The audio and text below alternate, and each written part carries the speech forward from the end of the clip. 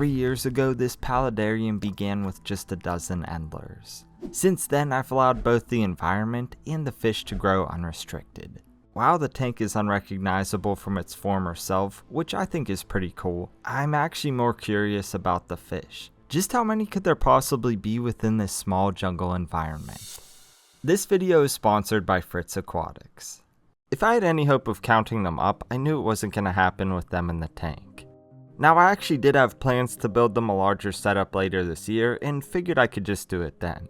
However, I was forced to do that sooner rather than later. I was just doing water changes like usual, minding my business, when I noticed something in a discharge bucket. 2 tiny endlers blissfully enjoying something I was about to dump. Thankfully, I always check them before I do. Believe it or not, this was actually the first time I've accidentally siphoned them in all the years I've had this tank going. Unless this was just their way of telling me they wanted to move out. I think it was probably the former. Either way, this was the wake-up call I needed to get to work. What I had to do was create a larger, more suitable setup for this number of fish, get them some friends to add diversity to the gene pool, take this opportunity to condense and eliminate existing setups, and finally determine just how much these fish have multiplied in 3 years. I wanted this new setup to take over the spot where the play button and Ancient Ruins Paludarium currently sit. I was already in the process of creating new iterations, so this was the perfect opportunity to dismantle those and rehome the endlers. In the meantime, I knew I'd have to build a custom tank to fully maximize the shelf space. Naturally, I looked through my glass stash first, hoping to repurpose some leftover panes, but nothing really fit the dimensions I needed. So I placed an order at the glass shop, which meant less work on my end. I'm never going to complain about having less work to do, though I had hoped to take the new glass cutting table for a spin. It was going to have to wait for another project. I gotta say though, having the extra space made it a lot easier to process the pieces for assembly. Before we really dive into this, I should probably give some context for those wondering why I haven't uploaded in 6 weeks. Part of that was this shop, and another was working on more ambitious projects that I hope to share soon. The truth is, after nearly a decade of creating at a relentless pace, things finally caught up to me. What began as a passion project slowly evolved into a full-time career, and while I'm incredibly grateful for that, it's been challenging to maintain. For a long time I released videos every week, but that consistency decreased over the past 2 years as things became more complex. Even so, I'd say a more considerable factor was not having a proper place to create things. That's where this workshop came in. It took 9 months to build this space and produce a video documenting the process, which I uploaded to the Tanner Serpa channel. A huge thanks to everyone who has watched it thus far. I had been working on it between uploads until I reached a fork in the road where I had to complete it before continuing. That forced me to pause with SerpaDesign for the first time ever, and honestly, that pause was long overdue.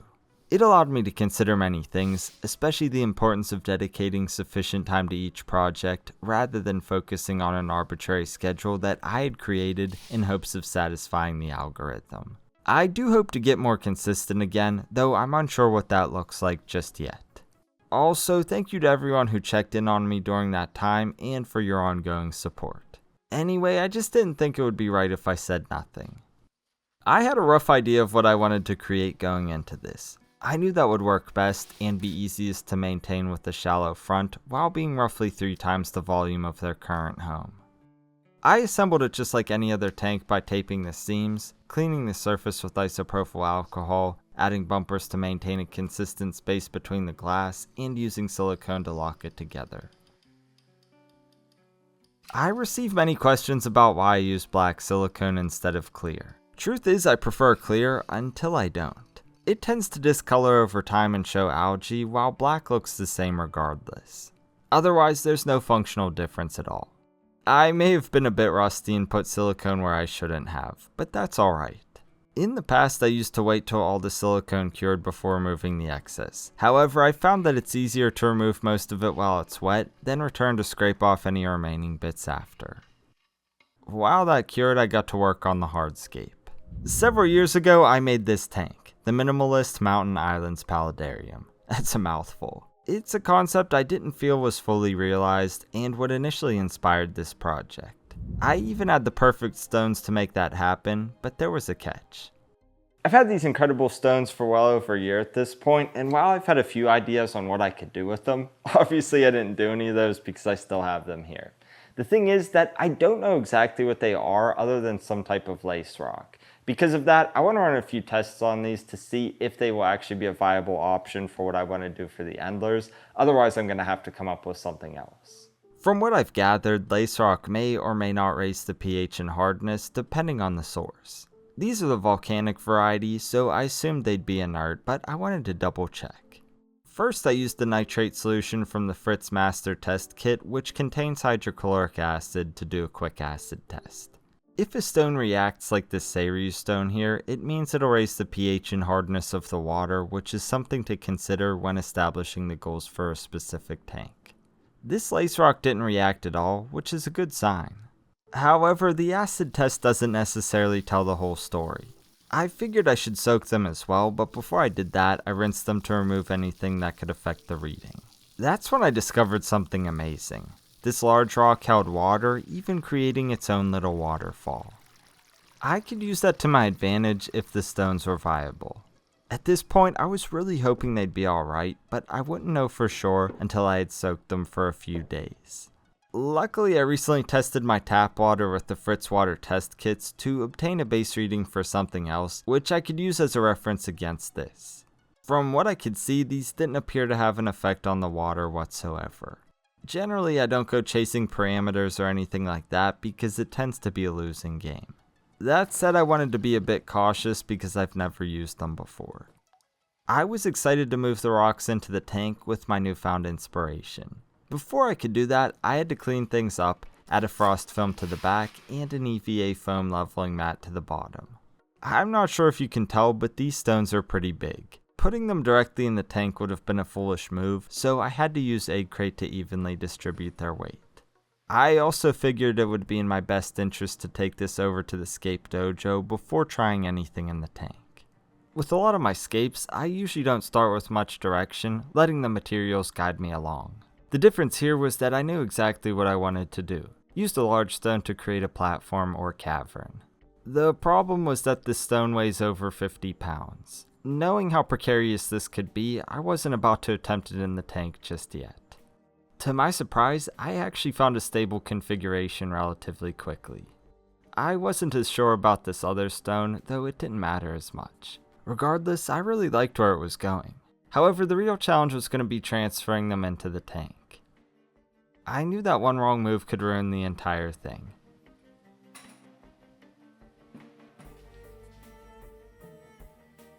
Fortunately, it turned out to be even more stable than in the Scape Dojo, but I guess you'll have that with a sandy foundation. I'll admit that despite this, I was still a little sketched out by the whole thing, and made sure to check it thoroughly before allowing it to stand on its own. I was still undecided with this one, and would refine its placement in the actual setup. Still, imagine something like this being enhanced with driftwood and a lot of plants. That's what I had in mind. That's all good and well, but there's no way I could have expected to build this and move it somewhere else. That would have to be done where it's going to rest, which means the old tanks gotta go. For the 3 years or so that I've had these going, I've thoroughly enjoyed having them around, but like many good things, I think it's time for them to end. The Play Button Paludarium was an awesome way to commemorate the 1 million subscriber milestone, and it's crazy that we're coming up on 2 million right about now. As for the Ancient Ruins Paludarium, it was kind of an experimental setup, so I wasn't too sure what to expect with it in the long term, but it's doing quite well to this day. Truth is, I have no plans to redo this one in any form. I think it's time to just put the button on the wall and move on. As for the Ancient Ruins Paludarium, I'll just say that I have something else in the works. The obvious first move was to move the Gold Mountain Minnows in with the Firebelly Toads. After all, there's a group of regular mountain minnows living in there already. They'll likely interbreed, but the gold gene is recessive, so most will end up looking normal. I plan to reuse a lot of the materials from these old tanks in the new design. I wasn't ready for them just yet, so it was easiest to relocate them to the studio for now. I wasn't interested in any more Endlers trying to abandon ship either. A sponge strainer came in handy for that. The move went very well because the fish couldn't have cared less about what just happened to them. Something about these fish. They just wanted to know where the food was. The new tank looked awesome in its home, and it was a perfect fit. Although I had perfected the arrangement in the studio, I knew I had to remain focused. It took some time to get it just right because the large rock didn't want to settle like it had before. After many adjustments, it finally became stable. That said, I had to check the flow before proceeding further. Since I got this idea from playing around with a garden hose, I wasn't totally sure what to expect.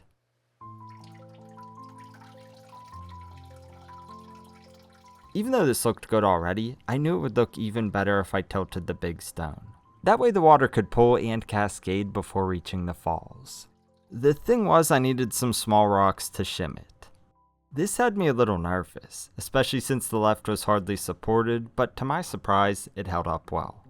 That's when I mixed up some aquarium safe epoxy to lock it in for good. I may have been able to skip this step, but I'd rather not gamble. I'm not trying to find a huge rock on the floor surrounded by water, glass, and fish. It cured quickly, which meant I could finally escape in peace. I think the reason I couldn't get this stone to look correct before is that it needed to be shimmed as well. After that, I was facing another issue. I didn't really like the placement of things, but I couldn't move anything. Well, kind of. To get around that, I removed parts of the egg crate that weren't needed and slid the entire thing to the left. Now that's more like it. I'd add the aquatic plants from the other tanks into here, so setting a proper foundation was a must. I've shown my process before, but in short, I create a blend of aqua soil, topsoil, sand, and gravel, and place it into Fritz Super Sacks media bags. These keep the substrate contained in pockets where the plants can access it, while making it easier to maintain a clean aesthetic. Next came the sand that I planned to cover them with. I just had to spend way too much time rinsing it clean, otherwise the tank would have been dirty till next year. Anyway, I built up a substantial layer over the bags. Then I sprinkled in some gravel for added texture and depth. This was already looking amazing. I knew the branches were about to set it off though. Initially I tried using the ones from before until I remembered that the play button paludarium had pieces I could salvage. Although it was bittersweet to see it go, at least its components were about to get a second life. As it turned out, they were exactly what I needed too. I used rock wool from old net pots to keep them stable. Alternatively, I could have used a cotton ball or the end of a swab. However, this is a great way to utilize something that would otherwise go to waste. You simply place it between elements and saturate it with super glue. I only had the gel variety, but the runny stuff is easier to use for this purpose. It looked even better with these branches, but there was a problem. Do you see it? Or maybe it's what you can't see, these dark spots. Luckily, I had exactly what I needed in storage, underwater lights from an old setup. I'll admit that I probably wouldn't have added these if I weren't making a video. That said, in an effort to make it appear more compelling for the camera and a thumbnail, I ended up liking it way better in the process, so I'm glad I did this. All of the cords forced me to do something else, add larger branches. These elevated the design as well by giving better contrast to the smaller branches. They created better pockets for the plants too, which I'll add shortly. First, I had to see the final waterline and flow patterns. These would dictate the planting zones. The dragon's eye view is perfect for my supervisor to observe my work and inspect the waterfalls. He also said he had a message he wanted to share. Yeah, I thought the same thing, Tone. I wasn't gonna say anything though. With the foundation set, the plants are about to bring this thing to life and hide the hardware. I cleaned them by removing as much as I could by hand and then spraying off the remaining debris. Typically I'd place the roots directly in the water, but the scape ended up being taller than I expected. To work around that, I used fishing line to cover the roots in sphagnum moss. That way the moss could wick water up from below, allowing me to position the plants higher than I would have otherwise. Ferns are one of my favorite. Their fine textures add great depth to any design, and I doubt many other plants would have made this one look so good. I also pulled some syngonium from the glowing crystals tank. In time it will hide all the cords running up the back wall. Ferns can do work, but moss can do even more, and this paludarium had a lot of it. The union of ferns and mosses creates something straight out of the forest floor, even if that's on some random rock in a fish tank. However, I didn't want to get stuck hand watering anything, so I utilized wicking fabric. With one end dipped into the water, it'll extend the growing surface up onto the rock. A quick spray helped it settle, making it easier to place the moss. This paludarium was the gift that kept on giving. It also had plenty of crypts and Foster tongue that would fit perfectly in the new one. I also added a few random plants from around the room, and like that, the new design was finished.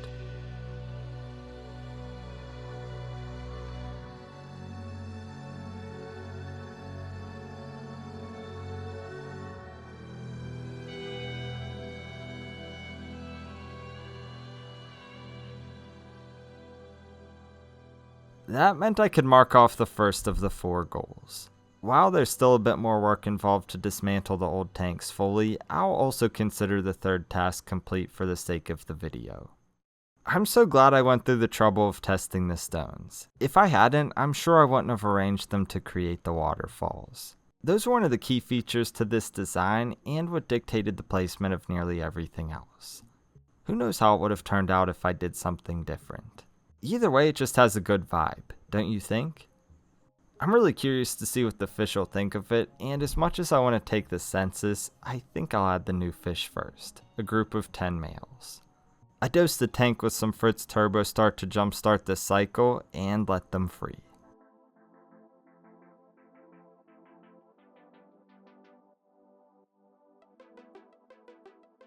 Okay, now 3 of the 4 are done. That means it's finally time to do what we've all been patiently waiting for. Take the census and move these over into the new tank. It's going to be easier said than done, so wish me luck. At first the fish were curious, which made catching them manageable. That was until about the 3rd time, when they were onto my schemes and began darting into spots I couldn't reach. I kept at it though, and slowly but surely I was getting the best of them. Still, it's not really a process I enjoy, and I began to realize the unfortunate reality I now faced. There was no way I was going to catch all of them without dismantling the tank. I'm not doing that yet because I have to source materials from it for something else, so this will have to do for now.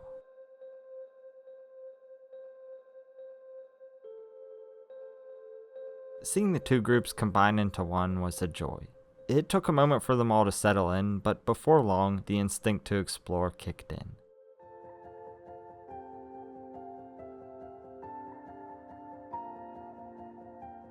This is the moment I'd truly been anticipating. It was such a beautiful sight that I almost forgot to count them.